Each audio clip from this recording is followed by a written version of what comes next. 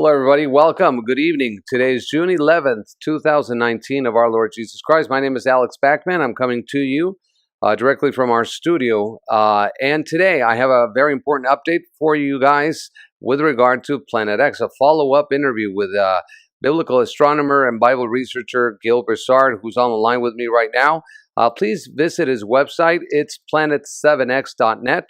And also, you can support his work, which is incredible, by the way, by buying his DVDs and also visiting his YouTube channel and subscribing. His YouTube channel is also Planet7X. Just type in youtube.com/Planet7X, and you can pitch in to his stellar work, download the free slides he has on his Google Drive, and get to know a little bit more about the reality of Planet X, not the other information that they try to push down our throats via misinformation or disinformation.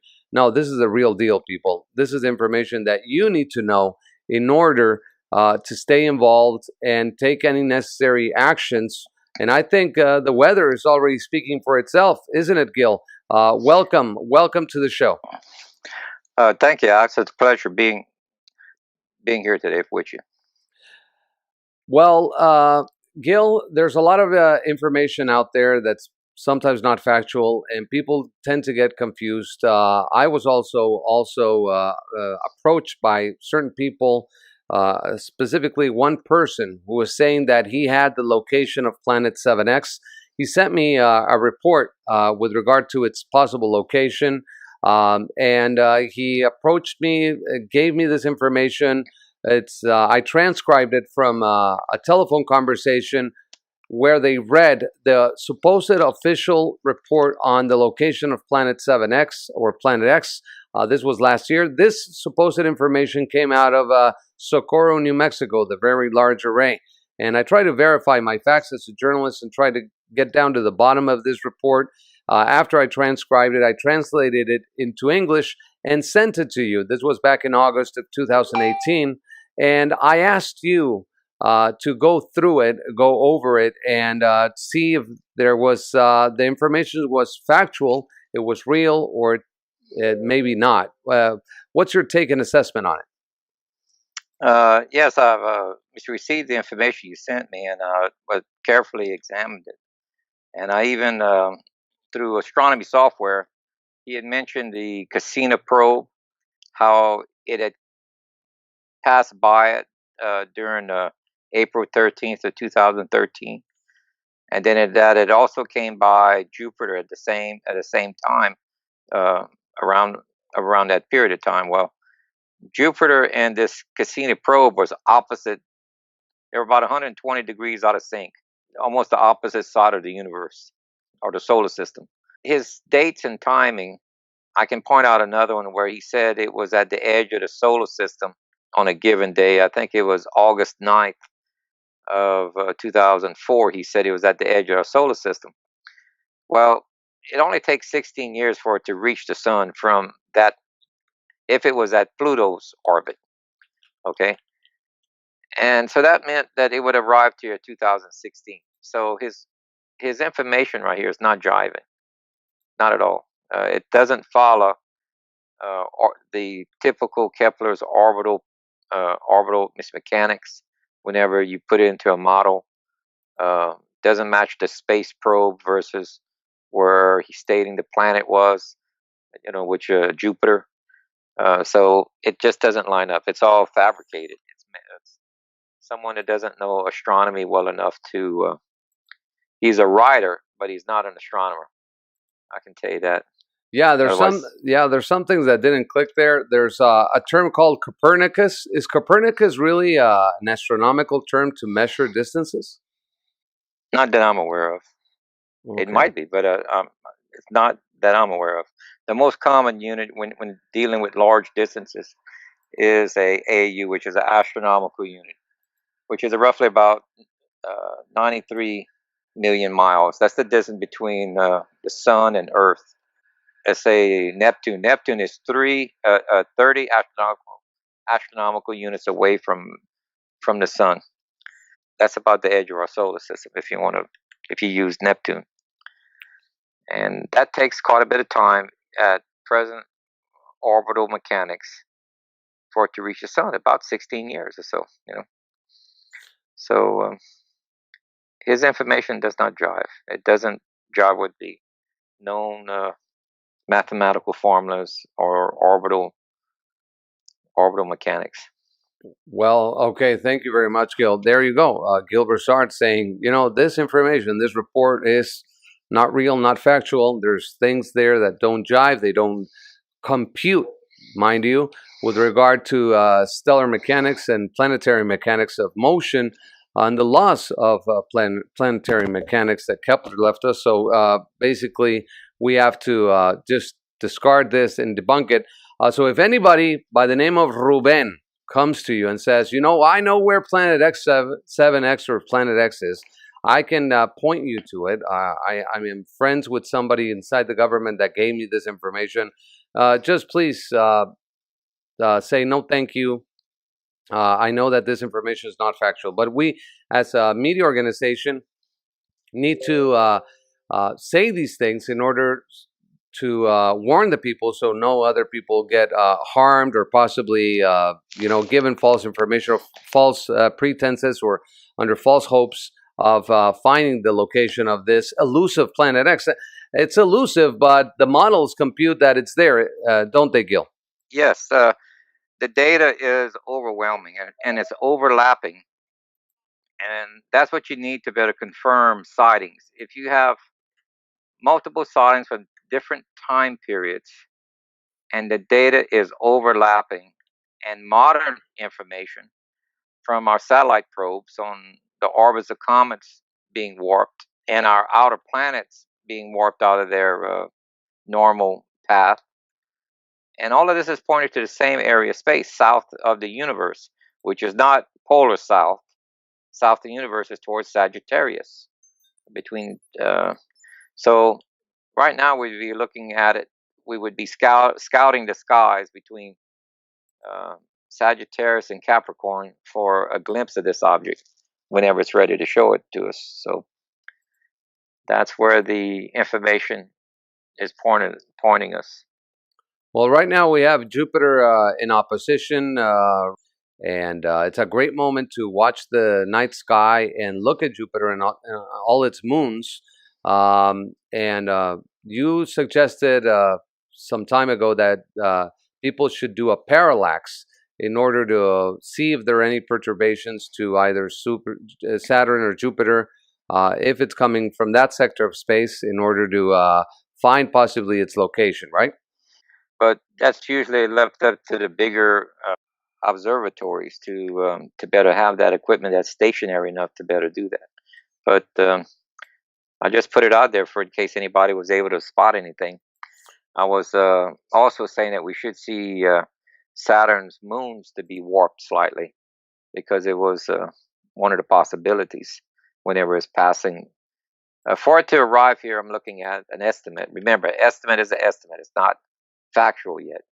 We need a sighting for it to be for it to be confirmed. So the model that we're building is using it to arrive on end of March of 2021.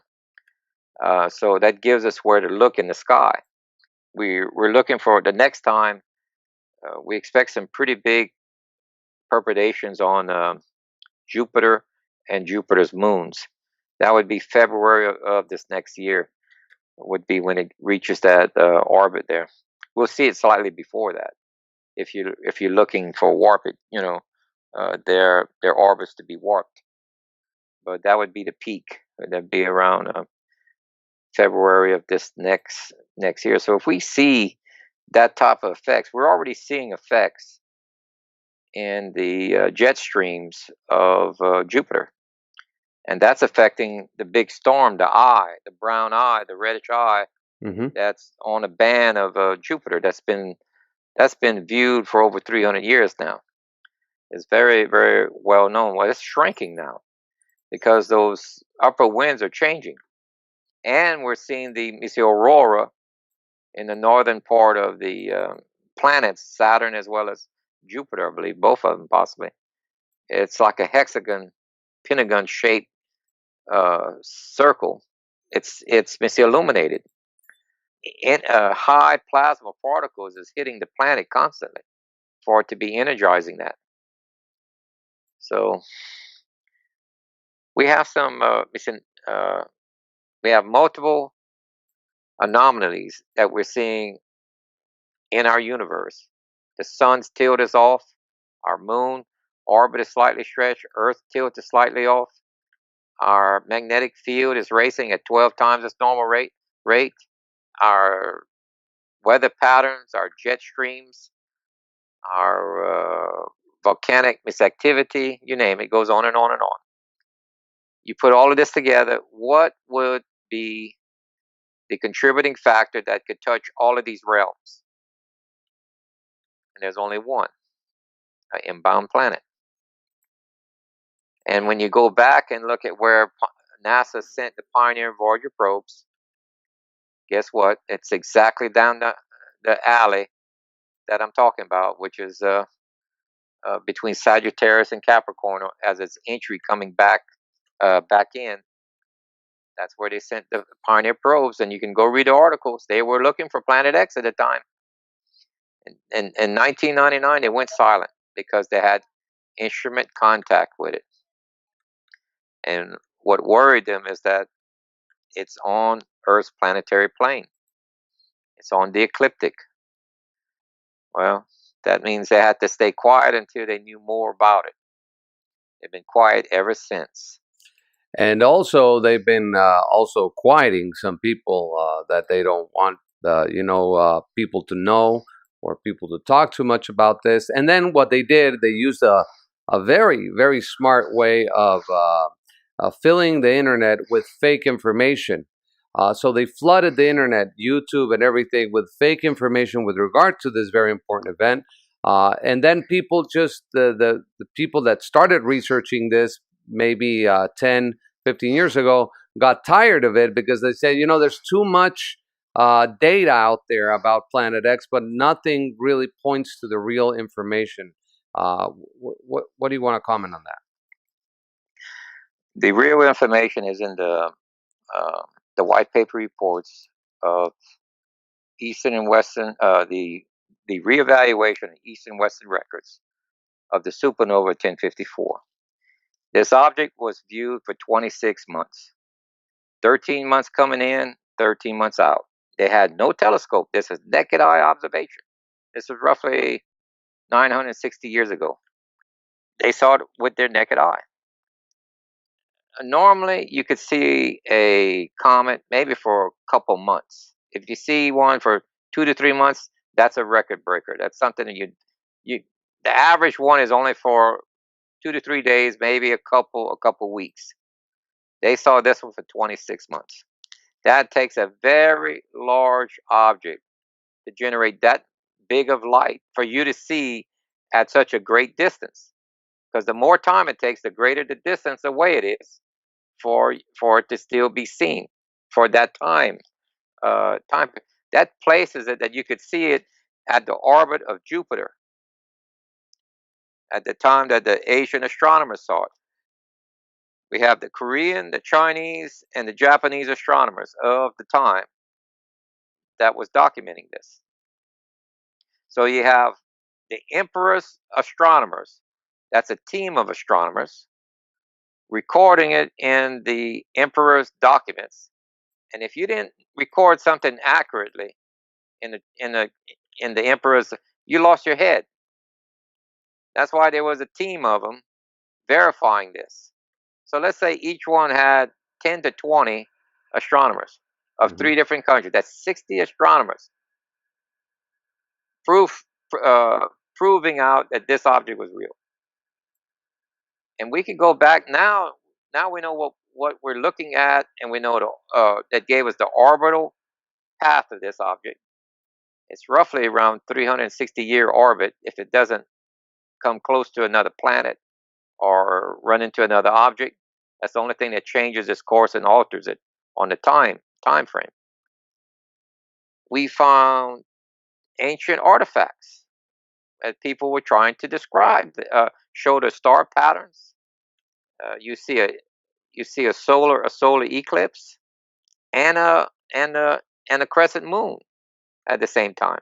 That can't happen because the moon is supposed to be the one that's doing the solar eclipse, unless there's a third object there, like Yeshua's sacrifice. 3 hours of darkness. How do you get that? The moon can only give you 7.3 minutes, and that's just Passover. The moon's on the wrong side of Earth to be involved, and we have other outside documents that says the moon was turned to blood red. That's an eclipse, and the sun was darkened in the eclipse mode. It's a double eclipse. Double eclipse don't happen in the natural unless you have a third object. And this was 3 hours of darkness. The moon can only give it 7.3 minutes of darkness. So that calculates it can't be bigger than about 7 diameters of Earth, maximum.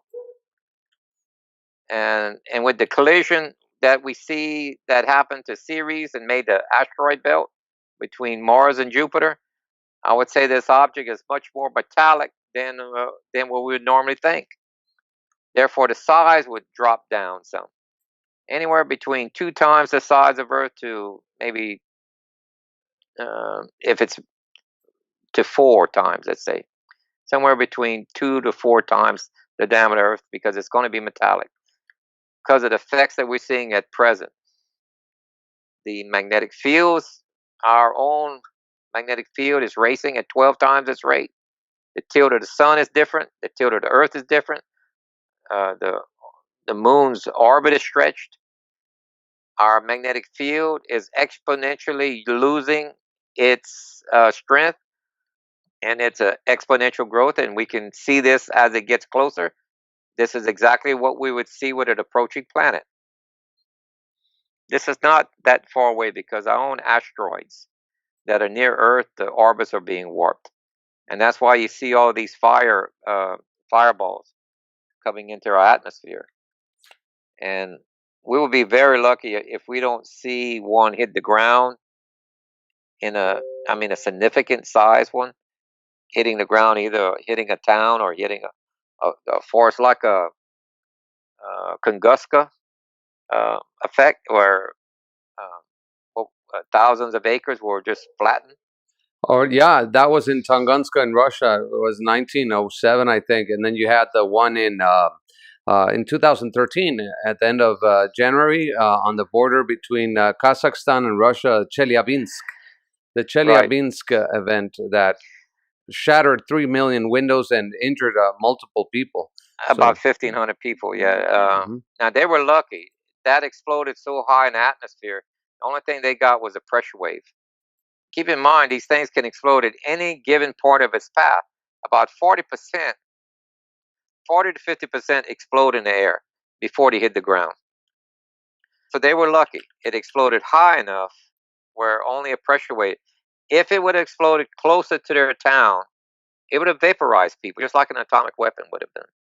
It's not radioactive, but it would vaporize people. That's how Lot's wife got vaporized in the biblical stories. Because she turned back on the second explosion. After the first explosion, she went back around where like she was protected.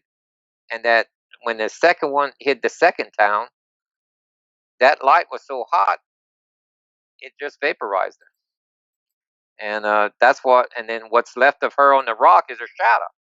You can see that in Nagasaki in Japan still today. That people were vaporized and nothing but their shadows left on the stone. These are eyewitness accounts. We have it 14 times in the biblical records. Another 5 to 6 times in secular records. And it's time again for it to come back. It's its cycle. So people, whenever you start to see the internet going down, or the news where they're filtering the news, you're not getting the weather reports the way you should, and everything else. Start looking towards Sagittarius, between Sagittarius and Capricorn.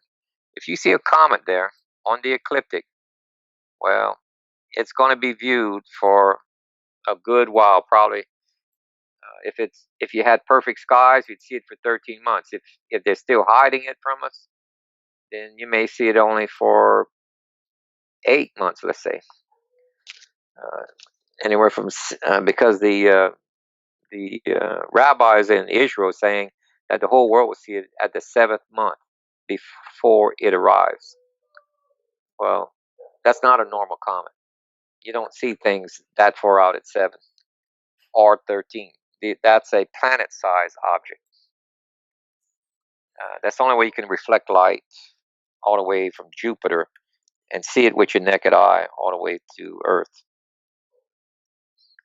So, okay, thank you for that recap and also warning for people to understand this. Let's get down to the order of events that we have here and start talking about that. Number one, before Planet 7X arrives, you will see seal number 3 from the Bible, which means global economic trouble will occur.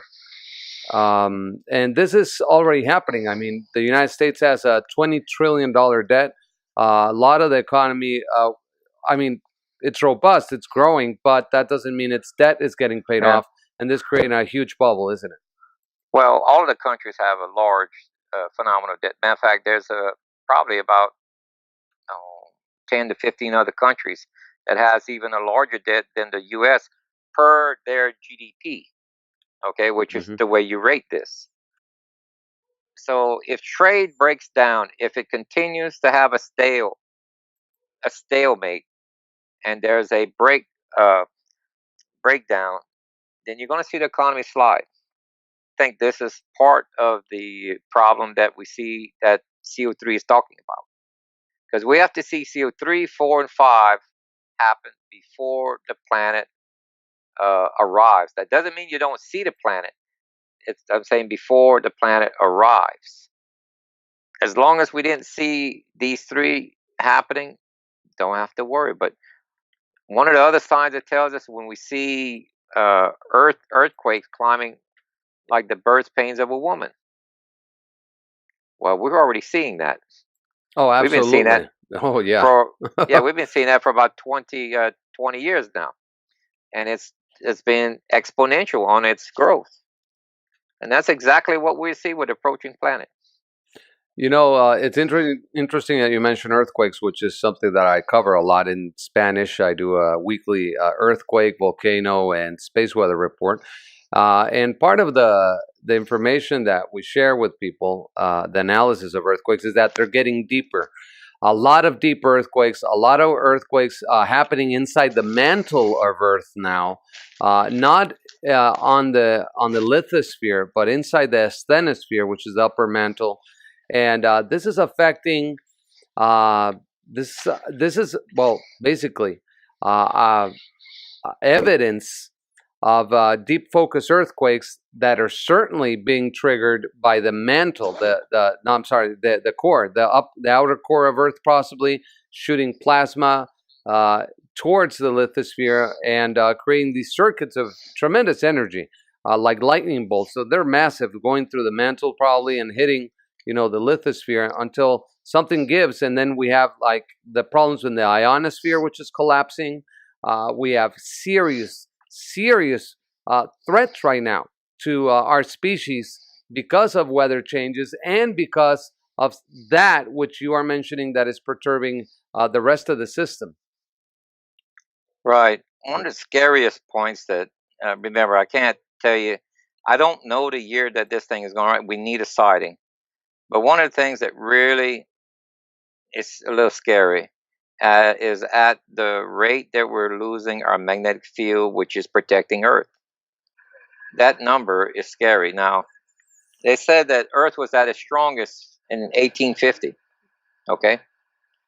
Well, when you go back and look at what my orbit is at 360 and where it was at its aphelion, the furthest point from the sun, okay, that was 1858 was its furthest point. And that's when they said Earth's magnetic field was the strongest. And it took 100 years for it to drop 5%. All right.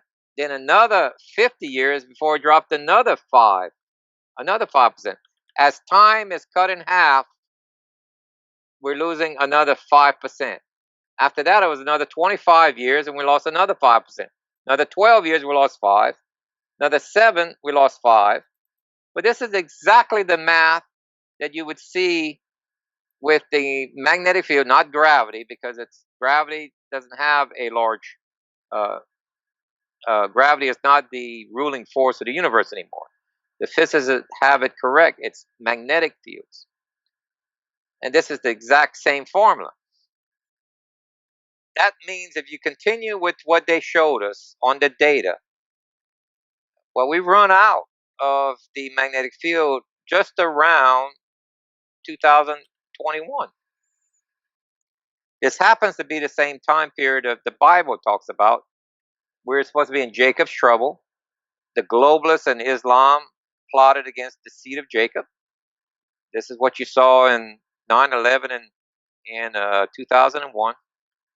And when Jacob went to leave, his father-in-law tried to stop him. He turned around. He says, "I worked for you for 20 years." Well, guess what? From 2001, you add 20 years. That's 2021. That year gives me great concern on what I'm seeing scientifically and what I'm seeing biblically. I have yet to qualify this in astronomy terms because we need a sighting. But those two are already there. All right? Those 2 points are already being checked off the paper. There's not much more I can say on that. I'm just okay. Thank you. Yeah, with regard to that, seals 3 and 4 are probably just right now bursting open. That means sequentially the 5th seal must come. Although we remind the people that this is just a model that has to readapt itself until we see the object itself in the sky. Obviously, eventually we know that all the astronomers out there, amateur astronomers, astronomy clubs, and the people in New Zealand. I want to say hi to Jairo Suarez, who's probably watching this interview. Get in touch with Gill. We need to network. We need to get together and put all this information out there. So eventually, when we do have a sighting, we can extrapolate this information and give it to all the astronomers at the same time, so everybody won't lose sight of the object itself. They are covering it up. Gill knows a little bit more about that. Gill, can you confirm or deny that they're trying to cover it from being seen as of yet because it's still way out there? Yeah, Ronald Reagan during his time. Remember this the Star Wars that they were putting defensive lasers in the sky. Yeah, SRI. That's all right. Mm-hmm. And he gave a particular speech at the UN where it was almost cryptic, like you would almost mistake it as if there was going to be an alien invasion. Like because he said we had if the world had an outside threat, how we would be coming together. We'd put all our differences, aside, and we would be working together. But that outside threat of Earth, first thing that average person would think, alien. He's talking about an alien invasion, some type of thing. No, he's talking about a planetary threat. Or an asteroid. Alien. In fact, the word alien doesn't necessarily mean an alien from Hollywood and sci-fi. Exactly. Mm-hmm. Exactly. Alien means foreign. It's even in the Bible. Alien.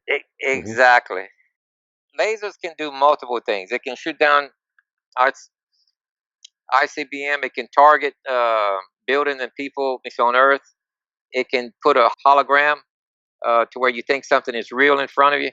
And it can be facing outward into space and place a hologram of stars patterns, black, star patterns, and you'd never know the difference.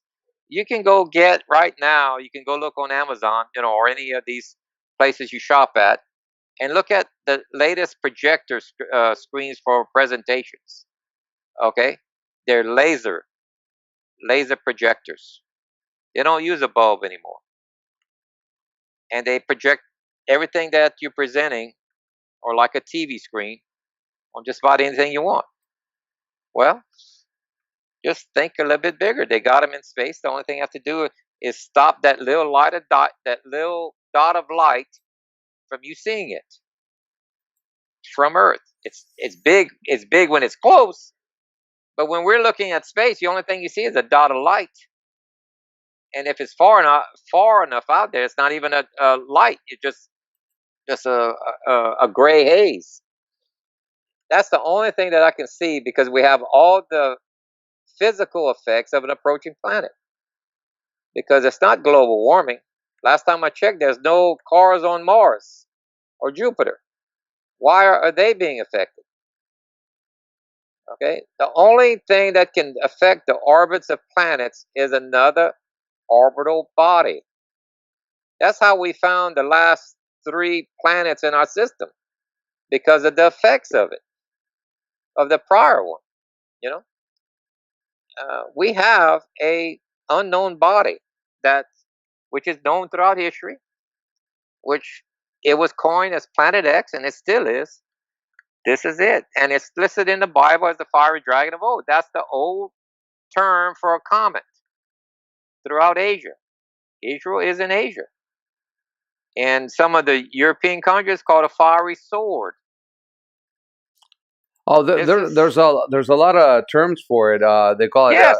Gabriel's hammer, the Great Kachina, maybe. I have here a book from the old manuscripts. It's called the Colburn Bible. It's not the real Bible from that we read, but it's called the Colburn Bible. And this book, I have it right here in front of me. If anybody wants to see it, it's right here. And I also bought the electronic edition to verify that this is the real deal. And from the Chaldean Trust, mind you, I think they're in New Zealand all the way. In chapter 5, part 3, it talks about the destroyer. And it says, the doom shape called the destroyer in Egypt was seen in all the lands thereabouts. This is, I think Moses knew about this. I think also the great turmoil that happened at the time of the Exodus, which was a huge volcanic eruption in the Mediterranean, which is the Santorini volcano going off, right? So this is page 236, chapter 5.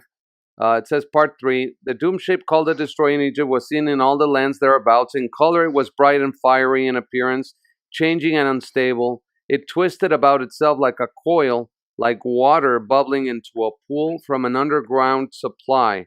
And all men agree it was a most fearsome sight. It was not a great comet or a lucent star, being more like a fiery body of flame. So that's just one paragraph. Need I say more? Now, keep in mind, when those books are written, it was not written in English, chances are. It was written in another language, a primitive language. And this is modern day's person, who's probably not an astronomer, who's trying to interpret this. So you gotta be careful on what he's saying that it's not is, what it is not.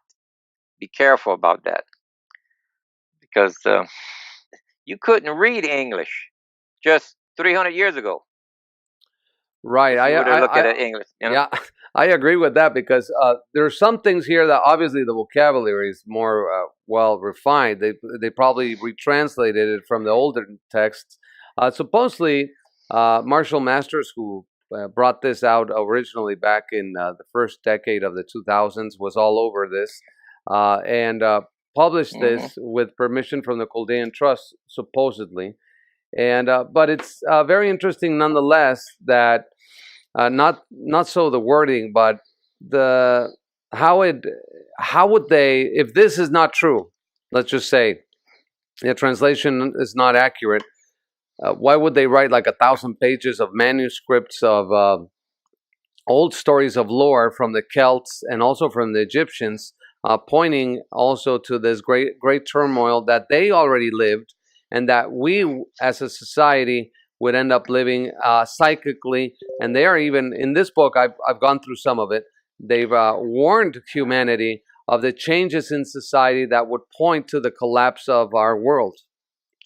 Keep in mind, paper was extremely, I mean, if it was papyrus for the Egyptians, if it was in the Middle East, it was animal skins. Right. Would they kill an entire herd of sheep and goats just to print something that they're making up? Not necessarily, no. I would be, and this is the same story that we can find through multiple cultures. Now, what piqued my interest is when they make an artifact, either clay or metallic, and they show what the nighttime sky was like when it did pass. But Right. that gives me the exact date. It tells me even the circumstance that Earth tilted 26 to 28 degrees. You read about it in the Bible where the shadow went backwards on steps for Hezekiah. It wasn't a sundial. That's the English translation that's wrong. You got to go back and read the Hebrew. Hebrew says on steps, the shadow. The shadow went backwards. And that makes scientific fact. Again, when you go and calculate that, it's 26, 28 degrees. Same thing as the Nibiru sky.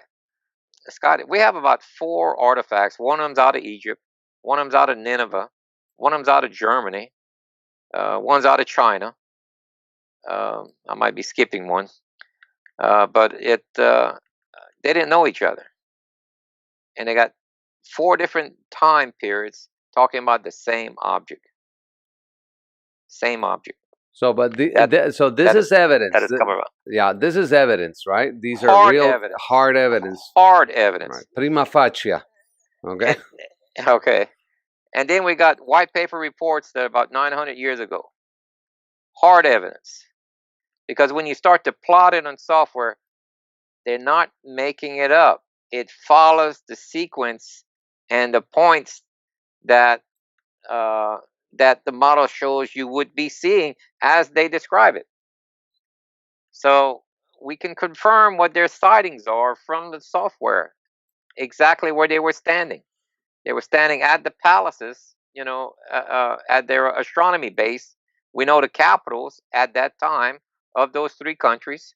And when we view from that, at the time period they said, at the time of day they said, and it was by this constellation, this is from a star.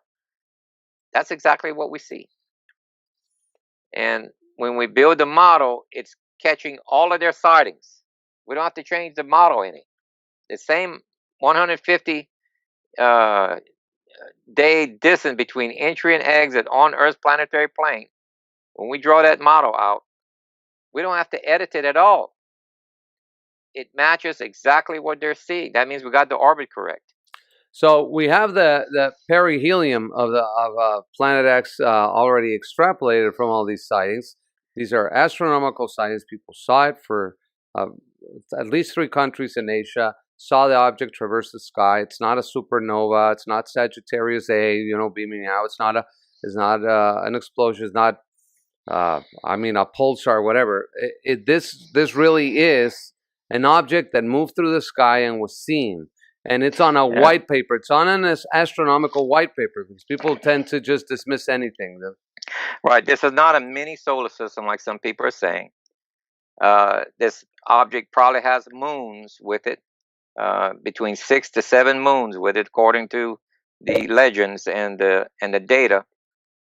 The moons might even show up as miniature comets around it. Don't know yet because there's no one living right now that ever seen it. So it's hard for me to say.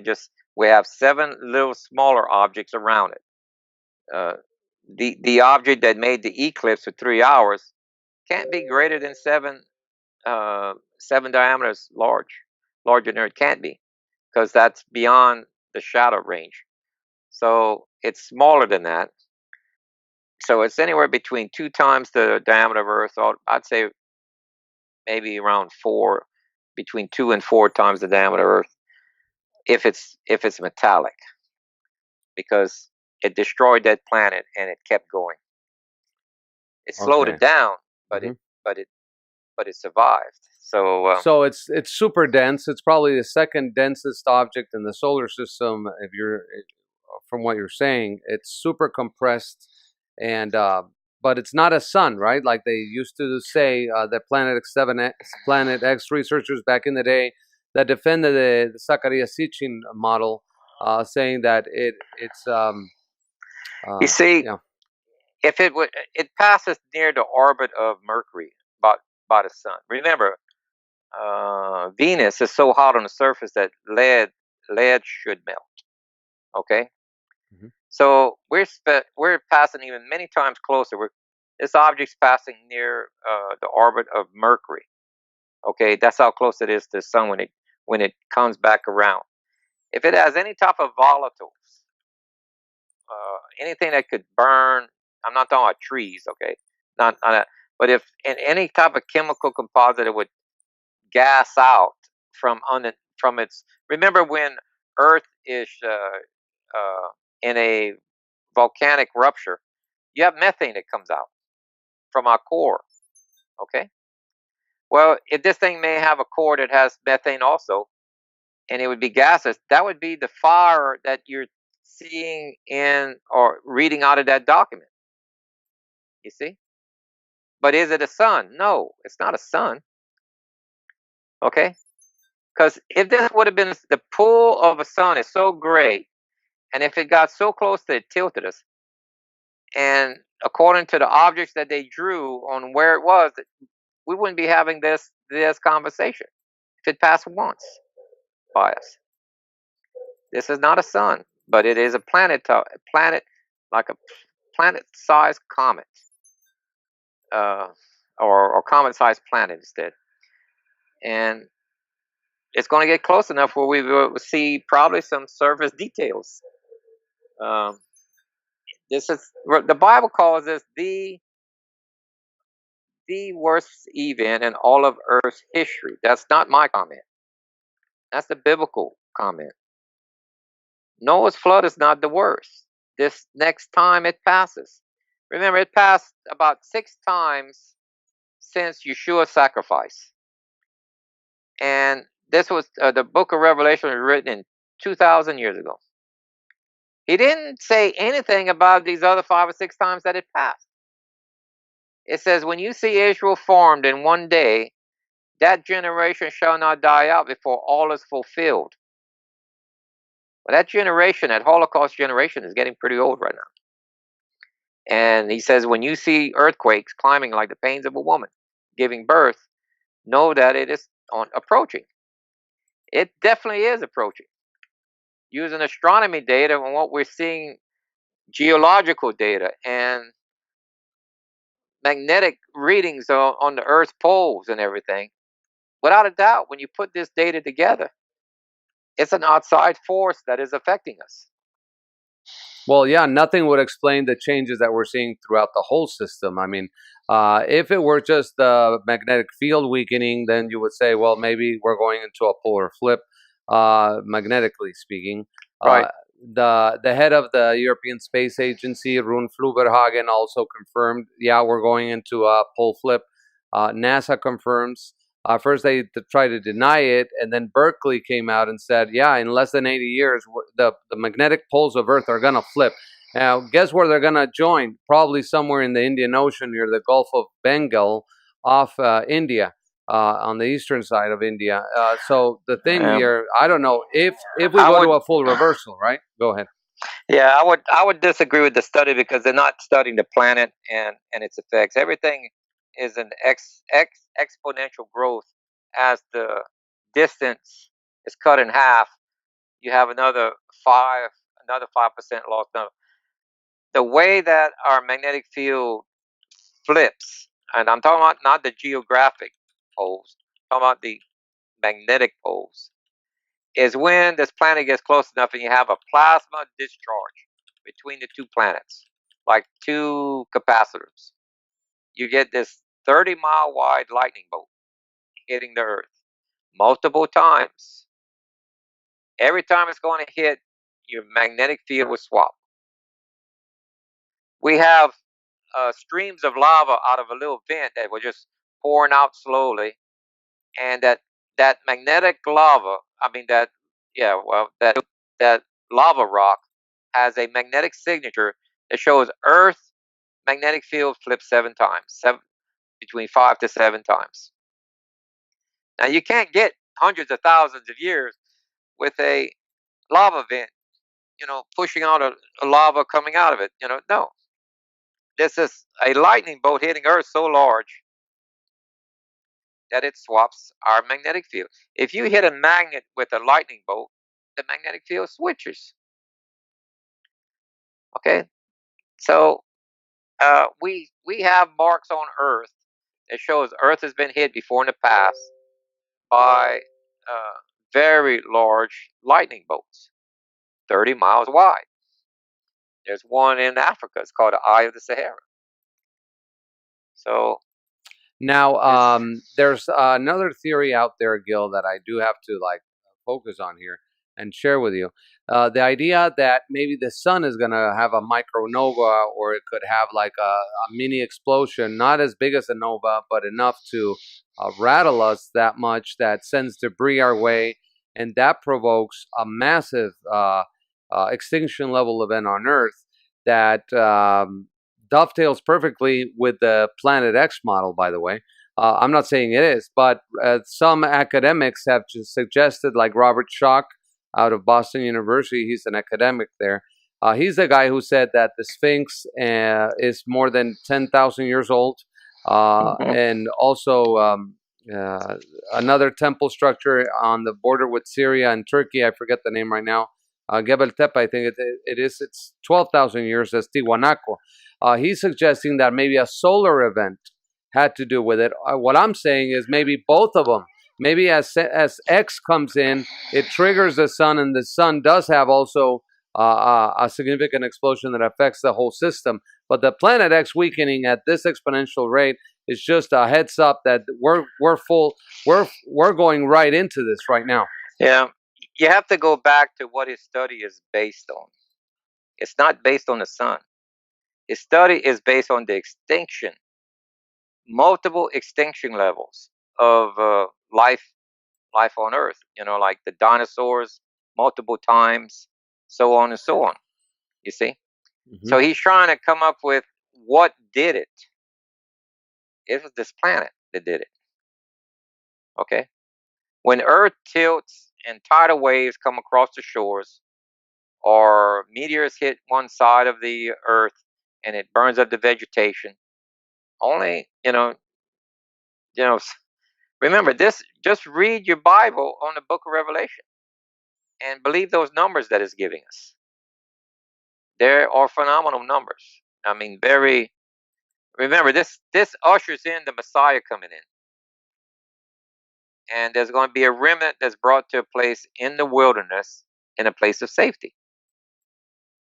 And that's if you're following his rehearsal patterns on his timing, to be in Jerusalem for about 2 weeks before Sukkot, start arriving. But you need to be there for Sukkot. 6 months later will be Passover. That's when this object is going to be probably around the end of March, possibly 2021. That's an estimate. We need visual verification. We have enough scientific information to say that it's close and it's affecting us, but we need the astronomy information. We need it to be verified. And I think it'd be left up to each listener for them to do their own verification. Because I don't believe they're going to allow any astronomers on the news cycle whenever this thing comes around without being arrested. Oh, no, absolutely. No, they're going to start silencing also journalists and everybody that talks about it, or take down their way of getting to the people.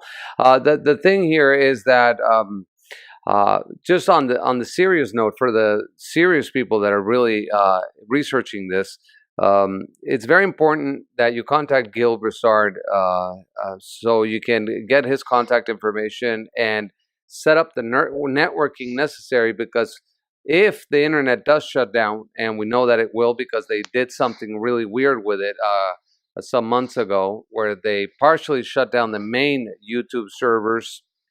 The ICANN servers were attacked, and supposedly it was an attack, but we know Facebook went down. We know YouTube, part of it went down. And what I was told by a specialist in IT, and these are specialists, okay, in information technology, he told me, no, they did something to the internet. So they're planning something huge. That's what he told me. Something huge where they're going to reset the whole system. That's what he told me. So, yeah, it's going to get to that point. So we're going to need probably a passport and have the means to travel to Israel. Is that what you're saying? Yes, there should be a financial blessing coming between that. Just like when they were leaving Egypt, there was a financial blessing for the ones who were following this. But I've given you a chart that you can give out to your viewers. It shows where it should be at any given date and where it is in the sky to look for it. Yeah, it's on the screen The, right now, Gil. It's on the screen right now. so, but when it gets to about 7 months away, the whole globe is seeing it. But it's not a scary sight. It's just a small comet in the sky. It's not going to be that scary. But when you see it from 7 months all the way to arrival, remember that's not a normal comet. Most comets you see is only for a couple of weeks, maybe a couple months.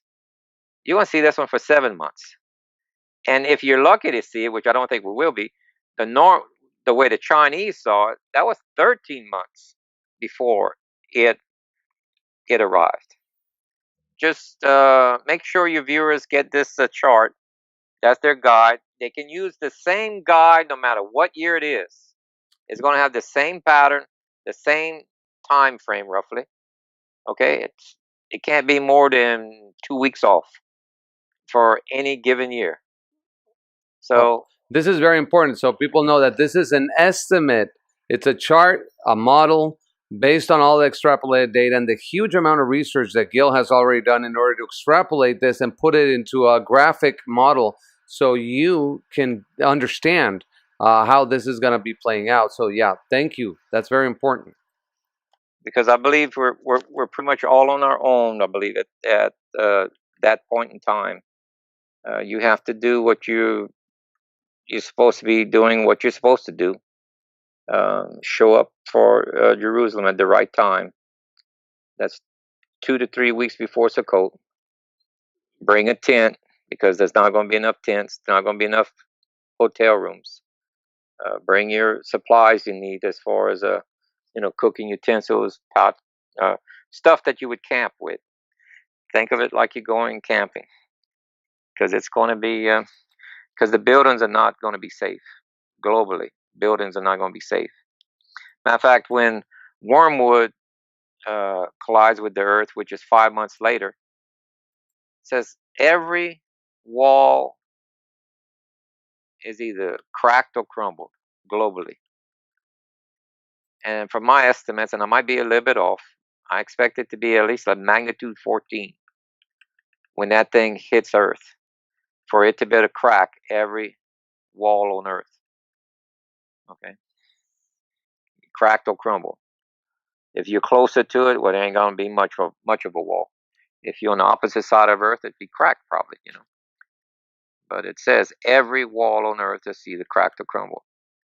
That is significant.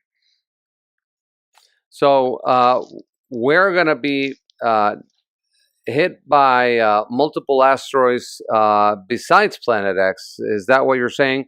Oh, we're Yep. not hit by Planet X at all. It just passes close to it, causes the tilt.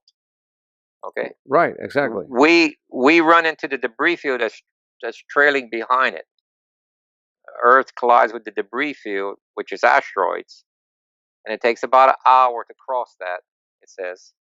It says your doom comes within an hour. That's half the globe, which is the daylight side, at the time that this is passing, which is, it says north and south.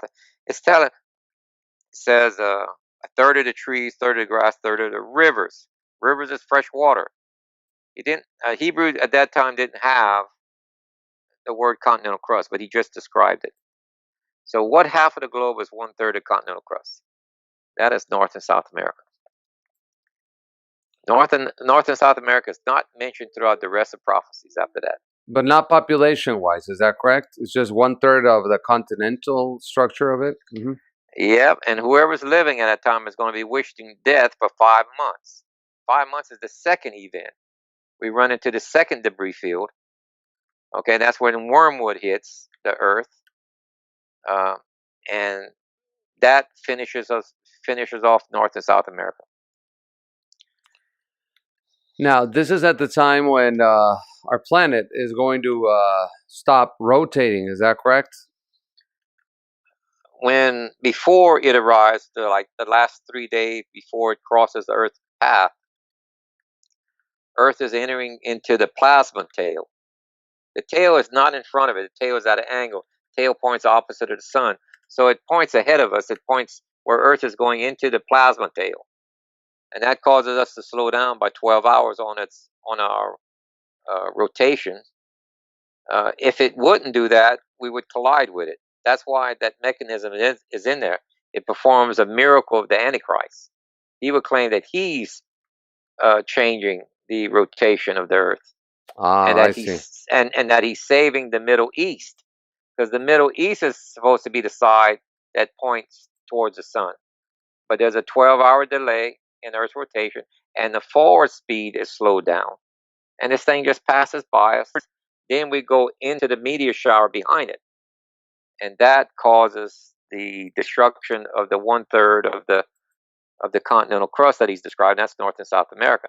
And the Antichrist on the other side, he looks like he's God, because he said that he would save them by slowing down the earth and changing time and having fire fall on their enemy. These are the wonders that are spoken of in the Bible, right? Mm-hmm. Right. Look, the Bible is matching the model, the science, with the new physicist model of the universe, not the astronomy model. The tail of a comet is plasma. When you put that fact into play, and that magnetic fields are the ruling force, not gravity, and you look at this model the way it goes, it matches the story of the book of Revelation in the exact order that they're placing it. And they didn't know orbital mechanics. They didn't know a plasma universe. They didn't know the magnetic field is the stronger force in the universe. They didn't know it was 150 days later that it crosses that the debris field crosses our path again, like it did in the Asian astronomers, right, in 1054. They can't guess that exact. Multiple times throughout the Bible, 14 times in the Bible. Now, nobody can guess that exact. Absolutely. No, and the Bible is... If you knew the science.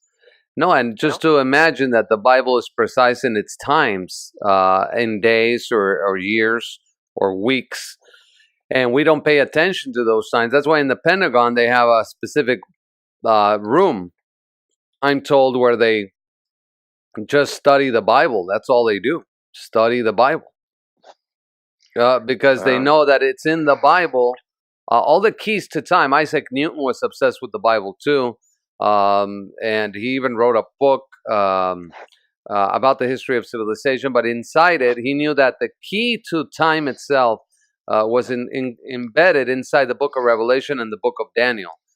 He was obsessed with it. He spent most of his life just trying to decode the book of Revelation. And if he had only the access to what we have today, the technology we have today, oh man, Isaac Newton would have probably extrapolated all this information and given it to us also incredibly, Now, take a look at Nineveh with Jonah. When Jonah arrived in Nineveh, a fish, he's puked up out of a belly of a fish. He was dead in the fish to start out with, because his soul was crying out. His spirit was crying out to the Father. So he was puked up, and then he was reformed, and then he goes talk to Nineveh. He had an attitude change right there. Okay. Mm-hmm. So he gets to Nineveh, and Nineveh has these old stories of the past. They don't have internet like we have to do today. Mm-hmm. They don't have TV. They don't have radio. They don't have all these distractions. Okay. And when they saw birds dying, falling out of the sky, they seen the locusts coming in, killing their crops. They saw the temperature changes between winter and summer. They felt the ground shake. They felt hotter because the sun is burning more helium than hydrogen, one of the two. I forgot which one it is at the moment. That's why you feel hotter outside. Mm-hmm. And they knew something was wrong. And here comes Jonah. Jonah didn't create one miracle. Go to a town and say repent and not create one miracle. Would they believe you? What sort of reaction you would get? would you get the same reaction in Nineveh, where everybody, including the king, repented? Because what he did was, he says, he pointed to the sky. He says, and he pointed at this object, the planet X coming in. It was rounding the sun at the 40-day mark. He says, your doom comes in 40 days. Now, keep in mind, Jonah's not an astronomer. How did he know it's all the way on the opposite side of the sun that would take 40 days to reach us? Because the Almighty told him to say that. Absolutely. Praise God. 40 days later was when Hezekiah felt that he was going to die, and he needed a sign to prove that Elijah was speaking to the Father. He says, move the shadow backwards instead. And he had him pick, which one you want? You want to go forward or backwards? Wanted to go backwards by 10 steps. That would be the same way as if the seasons would have changed, but it was the earth tilting. Okay, and exactly when he commanded it, boom, the shadow on the steps went backwards 10 steps, then forward, back again. You know when that happened? That had high winds. I guarantee you, Hezekiah jumped up out of his bed. He didn't feel like he was dying anymore, and that he was very scared of those winds. Absolutely. Okay. All right. So this was exactly the thing at Nineveh, was exactly 40 days earlier, and we have a clay disc that gives us the exact date of that event. So I can date it 40 days later. Would have been the Hezekiah date. Right. How did they make this up?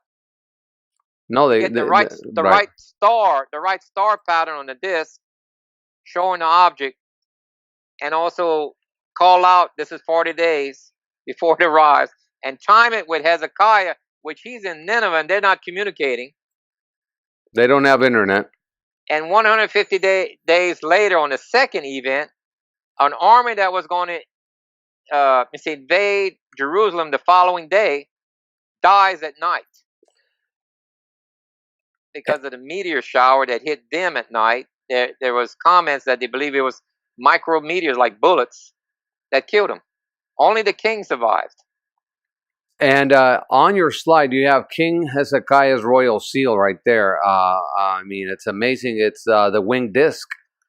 Right. Wow. So he wasn't into paganism. That's the way that you show a disc is going across it. The wings shows movement across the sky. If it would have crawled across the ground, it put legs, but it's in the sky. It's flying. So they say this disc is moving across the sky, and he marks it. That's very interesting. Very, very interesting research that you've done, because it brings, obviously, the Bible is a supernatural book. That's why it's compiled as such. It's the word of the one true God. The one true God. Exactly. Yeah, absolutely. It's consistent from beginning to end. So it doesn't matter who wrote it. The authors were all compelled and inspired by one God, which is the only God. And that God from out of this universe, mind you, out of this dimension of time and space, talked to them and was directing them. So everybody was directed. Everybody's part of the play, part of the scripture. And it ends up being that today, as we enter the end of days, we are also becoming parts of that. In that respect, I don't know if anybody's asked you this question, Gill. Do you think you're fulfilling prophecy in a way too? We each have our own part. We each, remember, there's no such word in Hebrew meaning accident. We weren't born as an accident. We have a mission in life, each of us. And remember, CO3, 4, and 5 have to happen before they arrive. If we don't see CO3, 4, and 5, then don't worry about it. It's some other year. But if you do see this, and then when it comes you see a comet also up there, then you know this is going together. And that March of that following year, at the end of March, you need to be in Jerusalem way before that for Sukkot. Around Sukkot would be somewhere around October 1st, so you need to be 2 to 3 weeks before that. The Bible is real and Revelation is real. And if you want to be part of a real event, you got no other choice because the whole world is going to be judged here. So if you're in the right place at the right time, pray that you're taking away into the wilderness this remnant that he saves as this is not a rapture. Rapture is later.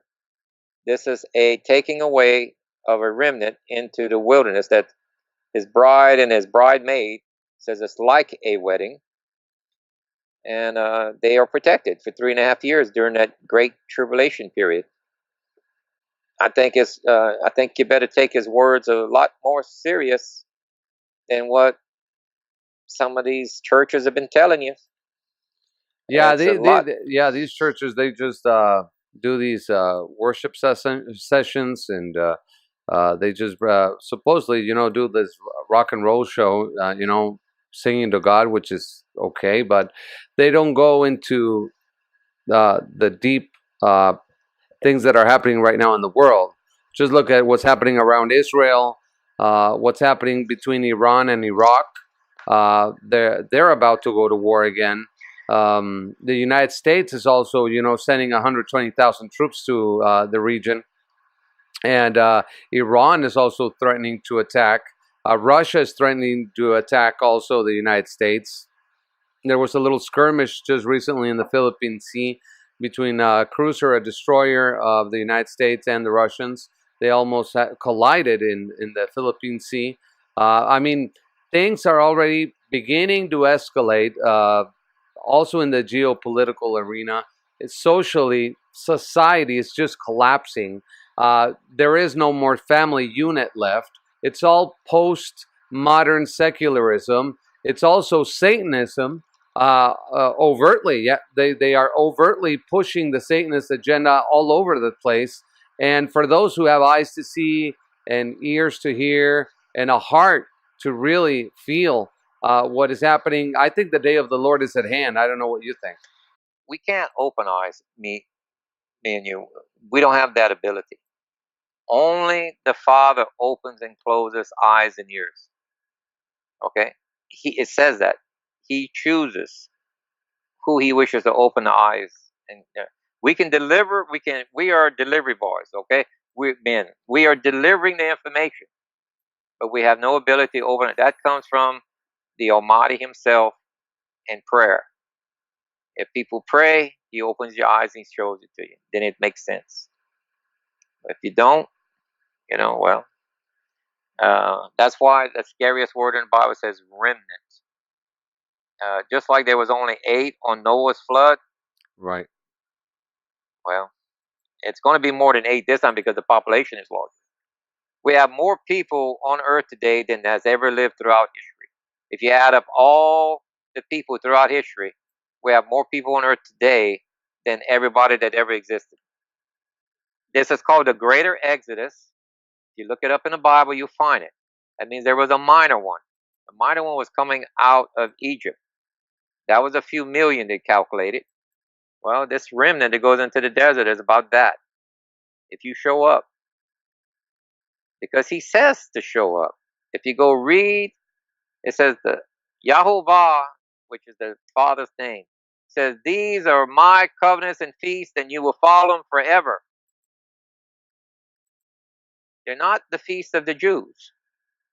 He says, these are my feasts. My rehearsal pattern is the actual word, Hebrew word means. Rehearsal means you're practicing for an event in the future that's going to be real. These are practice runs. When you see this object in the sky, it's no longer a practice run. It's a real McCoy. So it's like a rehearsal before a wedding. And imagine you're going to a wedding and you're not even ready yet, and it's almost Saturday. I mean, what are you doing? It's like... Yeah. You can either be the guest at the wedding, or you can be the bridemaid, or you can be the bride. Those are the 3 positions that are open. Okay? The most knowledge, it says the least knowledge is first, most knowledge last. The ones that enter the New Jerusalem are the least first. That's the guest to the wedding. Just like a regular wedding, the guests go in first. The groom is already inside. The guest the first, then the bridemaid, then the bride. The one with the most knowledge comes in last. That's the bride. Okay, so the bride is those who are already knowledgeable, understand the signs of the correct. times, right? The Says, signs of the times. My people die of lack of knowledge, he says. That's his quote. Not mine. That's his quote. That's Yeshua's quote. My people die of lack of knowledge. That's in Hosea 6. I think it's 6:4 or something like that, or 4:6. Yeah, yeah. They can find it. They type in on the internet. There's an instant Bible that pops up. That's why you don't hear me quoting the numbers of verses. I allow them to find it themselves if they're interested. Amen to they that. Can find it. Yeah, amen to that. So when we see, because I have the slide here, the one about the appointed times, which is incredible. I mean, the way you play this out and explain it graphically. If we go into the fifth seal, there would be a peace agreement, and you think how close we are to that? Well, what's interesting is, remember, there's an individual that's going to be that would be his job to get a peace agreement done, because the whole global economy is in chaos because of terrorism. The rabbis believe that the Messiah, now keep in mind, they're going to be fooled by this false Messiah. This false Messiah is going to show up at the last day of Sukkot. He will stay there probably 4 to 5 months before he gets the peace agreement signed even. He has to negotiate it and get it done. He can't come back until he gets it done. There's a reason for that. So it'll be 4 to 5. So there'll be about 40, almost near the 40-day mark when they tell the public of the world that that object that's rounding the sun, just like the warning of Jonah, the government will only give the people of the world 40 days. That's when they're going to declare it. This object you see right here is a planet that's going to pass near Earth. Well, at the same time, the peace agreement is being signed. This fulfills Islam. A sign in the heaven is occurred when peace is struck. That's seal 5. That is complete. It starts at the end of Sukkot, and roughly around the 40-day mark is where it's going to be finished at. But that's the false Messiah. The real Messiah comes mid of night. Not at midnight, mid of night, because that night is going to be 12 hours longer, and that's when the planet arrives. When Earth has already tilted, the woman in the heaven, she's going to be standing up straight. Right now, she's laying down on her side. She's sideways whenever you're viewing her. When Earth tilts, she's going to be standing up, and the moon would be at her feet, just touching her feet. As the scripture says, mid of night from Jerusalem, you're going to see this, and she's going to be illuminated with light. That's not the sun. That's the tail of the comet illuminator, because it doesn't talk about any of the other constellations being illuminated.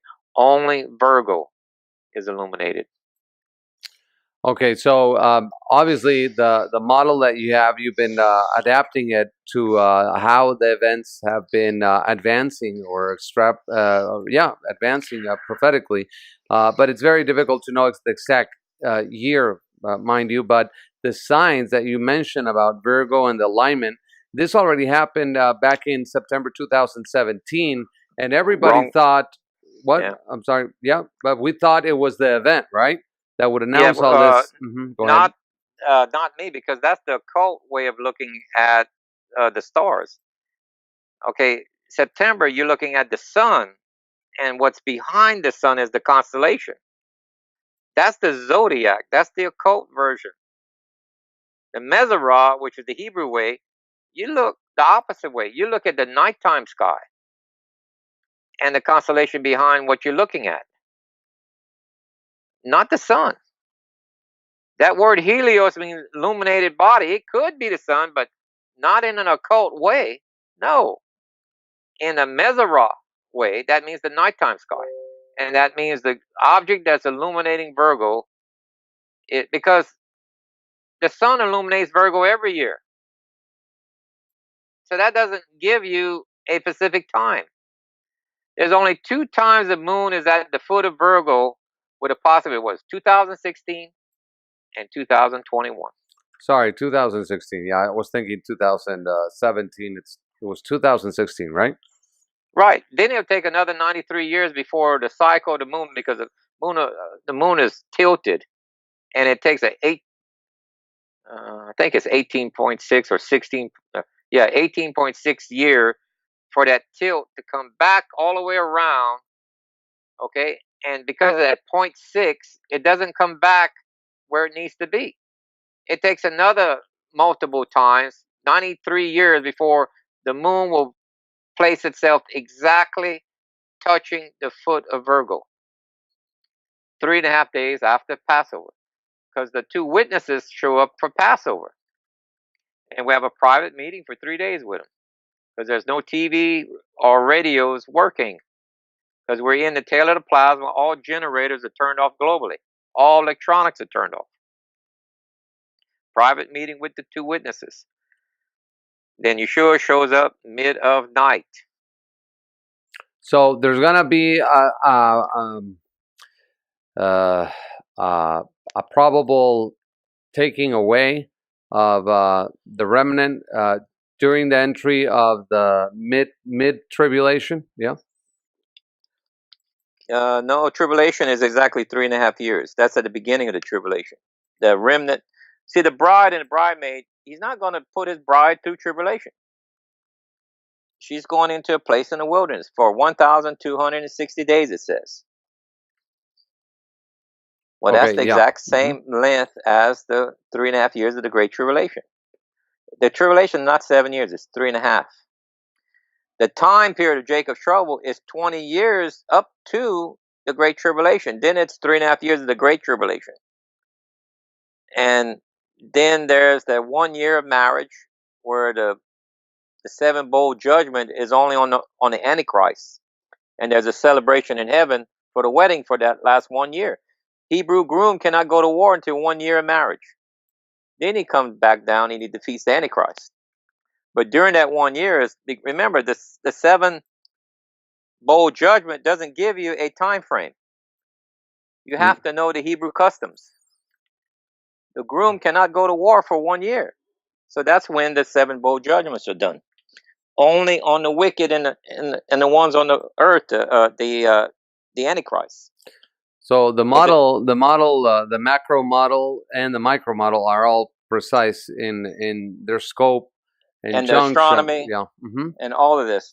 So yeah, you have to put it all three have to mesh. That's amazing. And the Masarot, which is basically the Hebrew understanding of the constellations that go around the ecliptic. Nighttime sky you're looking at. Yes. Okay, yeah. And you have to see a nighttime sky, not the sun side, because if you see the sun side, it's pagan worship. It's the opposite side, and that's where we get this new information, which is incredible, because once you put in the aspect of Helios, it doesn't mean the sun we have here. It could be planet X going behind Virgo. Yeah. Yes, ancient word, just like in Hebrew, was a description as well as almost like a name, but it was also a description, like the names before Noah. They each have a meaning. What was Methuselah meant? I think on his death, the rain comes, or the flood, or flood comes. So as soon as he died, boom, it happened. Just like Pele, it means division. That's when the continents divided. Okay, as soon as he died, the continents divided as well, because the planet right here was passing again. So Helios, it's a description and a name all in the same time. But you can also, it's the name of the sun, but it's also, when you're using it for a brand new object, it's also a description of what you're seeing. So it could be either or. It could be a comet, our planet X, or it could be the sun. But when you understand what a Mesorah and how to read it, it's not the daylight sky. It's the nighttime sky. And it says literally only Virgo's illuminated. The sun illuminates all of the planets. I mean, all of the constellations. There's 88 constellations we're able to view from Earth. It's only talking about one. Well, guess what? The tail in the model, tail illuminates only Virgo. Once it passes us, you know, and it's mid of night in Jerusalem, remember, it already tells you the Messiah is coming mid of night. So are you looking at noon or midnight? You're looking at midnight. Right, you're looking at the night side of Earth. That's right. The details are there. Don't jump to conclusion. Make all the pieces fit. Wow, well, that's amazing stuff. Just to keep you thinking, put your thinking caps on and your spiritual heart. Keep it sound and safe, and be in prayer. The day of the Lord is approaching. Just the change in climate is enough to see what's going on. The comets that are going to be coming in. But what really gets me is that the Virgo alignment is going to do a repeat in 2021, and then in 93 years we won't have one. So that means that this one has to be the one, right? Well, put it this way: that's only that I can find at this moment. Unless he enlightens me with another year of some type, right now that's the year. Unless we have new information or some other month or some other way of calculating this, right now, that's why I'm saying we have to have a confirmation of sighting. And before the sighting to happen, you know it because you're going to see CO3, 4, and 5. It will probably show up between 3 and 4, or during 4, which is terrorism. Whenever you see Islamic terrorism in Western nations happening, well, start paying attention to the sky once or twice a month. Look towards Sagittarius and see if you see a comet. You won't need a radio to tell you this. It's quite you won't need a telescope. You won't need a pair of binoculars. They'll help you a little bit to see it maybe a few months earlier, but that's all. It will get to the point where everybody will see it in the nighttime sky, and it won't be frightening. It's going to look like a comet, and it's going to be during the time when Earth is having terrorism and that a peace agreement is trying to be talked about.